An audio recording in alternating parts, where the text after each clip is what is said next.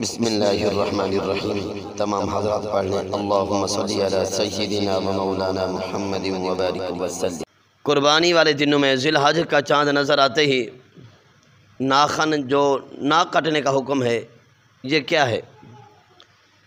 حضرت ام سلمہ رضی اللہ تعالی عنہ فرماتی ہیں، رسول خدا سرور انبیاء صلی اللہ علیہ وسلم نے ارشاد فرمایا، اللہ کے نبی صلی اللہ علیہ وسلم فرماتے ہیں، وہ حضرات جنہوں نے قربانیاں کرنی ہیں، جو قربانی کا ارادہ رکھتے ہیں، جنہوں نے قربانی کا جانور خرید رکھا ہے، میرے آقا فرماتے ہیں ذی الحج کا چاند نظر آتے ہی وہ لوگ اپنے ناخن نہ کاٹیں، اپنی حجامت نہ کروائیں، سر کے بال نہ کٹوائیں، اپنی مونچھیں بھی چھوٹی باریک نہ کریں، یہاں تک کہ بغل کے بال، زیر ناف بال، تو یہ بال نہ کاٹیں جب تک قربانی نہ کر لیں۔ جب قربانی کر لیں تو اس کے بعد یہ کاٹ لیں۔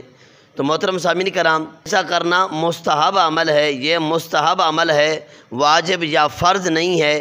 اگر کوئی بال ان دنوں میں کاٹ لیتا ہے تو ان پر کوئی گناہ بھی نہیں ہوگا۔ اللہ پاک عمل کی توفیق عطا فرمائے۔